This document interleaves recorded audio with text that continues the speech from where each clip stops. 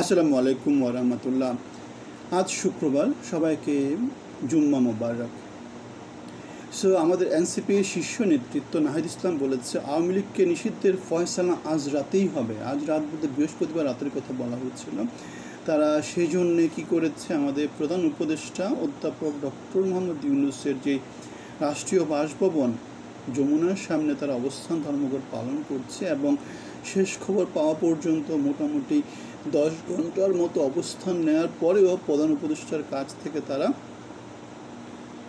তেমন কোনো সাড়া পায়নি। সুতরাং আমরা দেখতে পাচ্ছি, আমরা অনেক আগে থেকে বলে আসছি যে আওয়ামী লীগকে নিষিদ্ধ করা বা আওয়ামী লীগের রাজনীতিতে বাধা দেওয়ার সামর্থ্য বাংলাদেশের কারো নাই। কারণ হচ্ছে আমরা অনেক আগে বলে আসছি, কেন বলে আসছি যে বাংলাদেশে আওয়ামী লীগের সমর্থক আছে 4 থেকে 6 কোটি মানুষ। আর যারা দাবি করছে এনসিপি বা ছাত্র আন্দোলন, বৈষম্য বিরোধী আন্দোলন, নানা ব্যানারে যারা আন্দোলন করছে, যেমন আমাদের যমুনার সামনে যারা আছে তাদের মধ্যে দেখা যাচ্ছে জাতীয় নাগরিক পার্টি আছে, জুলাই ঐক্য দেখা যাচ্ছে, শিবিরকে দেখা যাচ্ছে, বাংলাদেশ দেখা যাচ্ছে, গণতান্ত্রিক ছাত্র সংসদকে দেখা যাচ্ছে, কাওমি মাদ্রাসার শিক্ষার্থীদেরকে দেখা যাচ্ছে, ইনকলাব মঞ্চের পক্ষ থেকেও নেতাকর্মীদেরকে দেখা যাচ্ছে।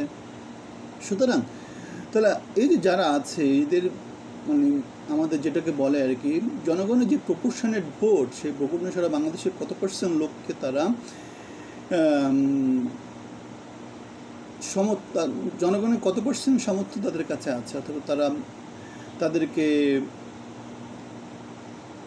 রিপ্রেজেন্ট করে, এমন একটা কোয়েশ্চেন কিন্তু সমাজে প্রচণ্ড রকমভাবে আছে। এবং এটা শুধু বাংলাদেশে না, এটা জাতিসংঘ, ইউরোপীয় ইউনিয়ন অথবা পৃথিবীর বড় বড় যে পরাশক্তিগুলো আছে সবার কাছে কিন্তু এই জিনিসটা কোয়েশ্চেন, যে যারা জুলাইয়ে বিপ্লব করেছে, যারা এখন আওয়ামী লীগকে নিষিদ্ধ করে দেওয়ার জন্য দাবি তুলতেছে, তারা বাংলাদেশের কত % লোককে ধারণ করে, তারা কত % বয়সকে তারা ধারণ করে। সুতরাং আওয়ামী লীগের মতো একটা বিশাল দলকে এই যে নিষিদ্ধ করার জন্য নতুন একটা খেলা যে তৈরি হয়েছে, এবং সেটা যে আমরা বলে আসছি রাষ্ট্রীয় পৃষ্ঠপোষকতায় সেটা করা হয়েছে।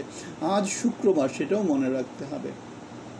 আপনারা দেখবেন এই সমস্ত কাহিনীগুলো বৃহস্পতিবারে হয়, এবং বৃহস্পতিবার থেকে শুক্রবার এই পুরা সময়টা দেশটাকে মোটামুটি একটু কী করা হয় আর কি, উথাল পাতালের মধ্য দিয়ে নিয়ে যাওয়া হয়। ওই যে আমাদের জাতীয় মসজিদ, বায়তুল মোকাররম বা মসজিদ কেন্দ্রিক যে জিনিসপত্রগুলো আছে সেগুলোকে অ্যাক্টিভেট করা হয়, এবং এই জিনিসপত্রগুলো বাংলাদেশের মিডিয়াগুলো বা বিদেশি মিডিয়াগুলো হয়তো তেমন করে কাভার করে না, কিন্তু বাংলাদেশের মিডিয়াগুলো সেগুলোকে প্রচণ্ড রকমভাবে কাভার করে, এবং অন্যান্য যে রাজনৈতিক মতগুলো আছে সেগুলোকে দমিয়ে রাখার প্রচণ্ড রকমের অপচেষ্টা করা হয়।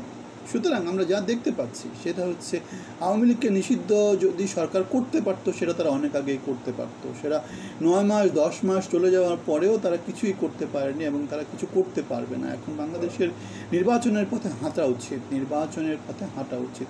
এবং হাসান আব্দুল্লাহ ওই কথাটাই বলেছে যে এত দীর্ঘ সময় চলে যাওয়ার পরে আওয়ামী লীগকে নিষিদ্ধ করা হয়নি, তাহলে কী দাঁড়াচ্ছে? কিছুদিন পরে সরকার বলবে যে নিষিদ্ধ করা সম্ভব না, সুতরাং নির্বাচনের পথে তারা চলে যাবে। আমরা এই কথাটাই বলে আসছি যে সরকারের পক্ষে সম্ভব না। এখন আমাদের সবাইকে মোটামুটি একটু মধ্যম পন্থাতে আসতে হবে, যেখানে সবাইকে নিয়ে চলার চিন্তা ভাবনা করতে হবে। যদি সেটা করা না হয়, তাহলে যেটা হবে সেটা হচ্ছে বাংলাদেশ এরকম করে উত্তাল গণ আন্দোলনের মধ্য দিয়ে হয়তো বা যাবে, যেখানে জনগণের কোনো রিপ্রেজেন্টেশন থাকবে না, যেখানে অল্প কিছু বিচ্ছিন্নতাবাদী লোকজন বাংলাদেশের সমাজের উপরে অনেক কিছু চাপিয়ে দেবে। সেটা আমরা অনেক সময় দেখেছি না, অসৎ উদ্দেশ্যে অনেক দল অনেক কিছু করতে, যেখানে জনগণের ভয়েসকে ধারণ করা হয় না।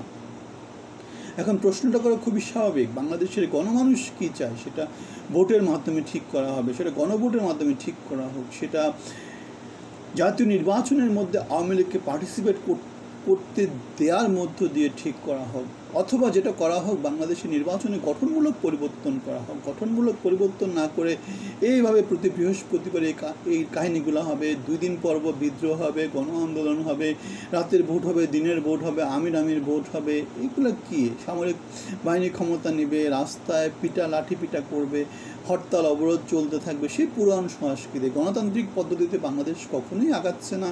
বাংলাদেশ আগাবে কিনা সেটাতে আমাদের যথেষ্ট সন্দেহ আছে, কারণ যে দাবিগুলো আমরা করছি সেই দাবিগুলো গঠনমূলক দাবি না। আমাদের একটা ব্যানার আছে, যে ব্যানারের নাম জনগণের বাংলাদেশ, মানবিক বাংলাদেশ। আমরা বাংলাদেশের কথা বলি। আমরা 17 বছর বিএনপি গণতান্ত্রিক আন্দোলনে ছিলাম, কোটা বিরোধী আন্দোলনে ছিলাম। আপনাদের কথা আমরা বলি, আমাদের কথাই আপনাদের কথা, আমাদের সাথে অংশী হওয়ার চেষ্টা করবেন। ধন্যবাদ।